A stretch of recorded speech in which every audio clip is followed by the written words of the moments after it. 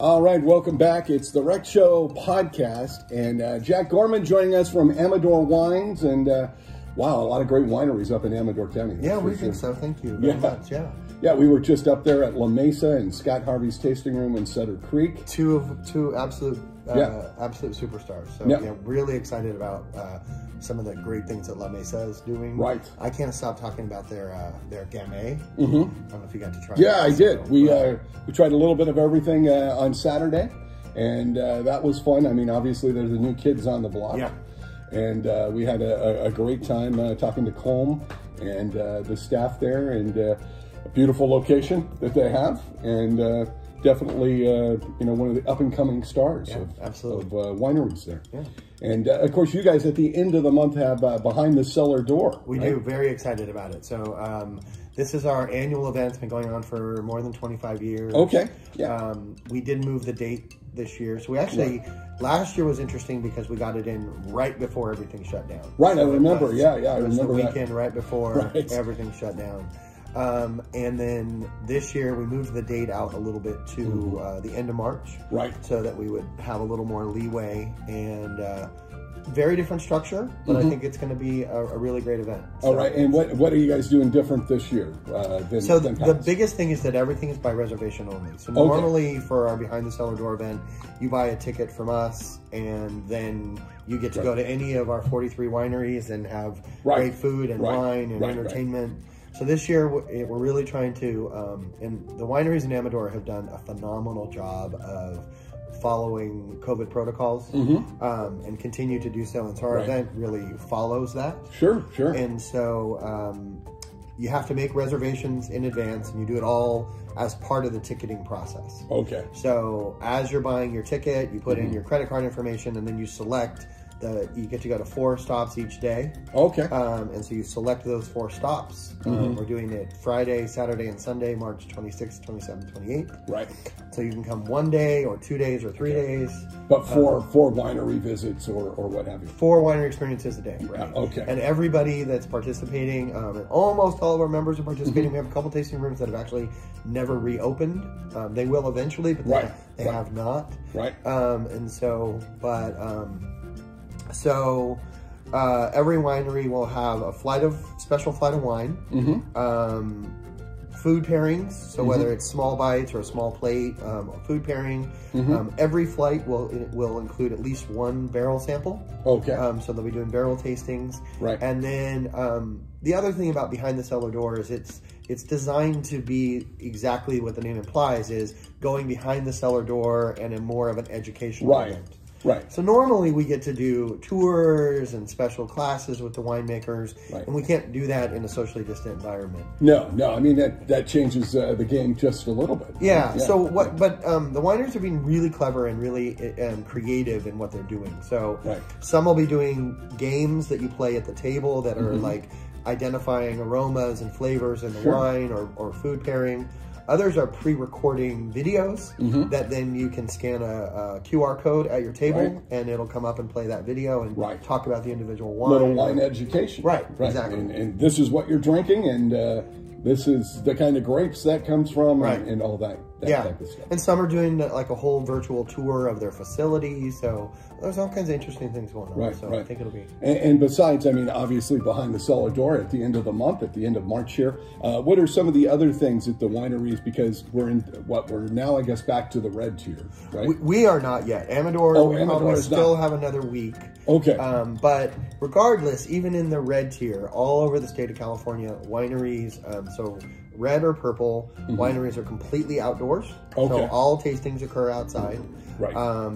We can go to 25% indoor capacity once we get to orange, but I think we're a little ways off for that around the state. Well, with the weather getting nicer and kind of spring-like, I mean, that outside, people want to be outside anyway, so it's really been it's been crazy busy, actually, if you will, on the weekends, because the weather's been so beautiful. You know, it's unfortunate because we all know we need the water, we need the rain and the snow. But I think for the business of my members, it's been a good time. So. And now there's 43 wineries in Amador County? Well, there's actually closer to 50. About 43 are members in our association. Oh, okay. Wow. So most are members, but we have 43 in our association. Right. Wow. I mean, you don't think of that many. I mean, I think of 25, 30, but I don't think of 43 to 50. I mean, that's a large number of wineries and wine tasting rooms. It is. Yeah, I mean, Sutter Creek has a nice little collection of tasting rooms. So you can just come up and spend the day and just meander Sutter Creek. Or Amador City now has 3 tasting rooms, so it's another cute little town. What 3 tasting rooms are in Amador City? So it is Holgate Hill, the End of Nowhere, and the End of Nowhere is our only natural wine. Chris Walsh is the owner and winemaker, viticulturalist, chef, wine or construction worker, does it all. But he's a natural winemaker, so as little involvement, really, or as little think of the word, a little impact on the wine as possible. So really sort of just letting the wine do its thing naturally. Using natural yeast from the vineyard, all of these different... Just kind of letting it take its time and come out naturally. So it's a whole sort of movement in the wine industry. In some larger cities, you can find natural wine bars, where that's all they serve are natural wines. It is definitely a trend in the wine industry. So Holgate Hill, the End of Nowhere, and then Ben's Wines is also in. Wow. I mean, in Amador City, because that's a block. It is literally a block long. It really is.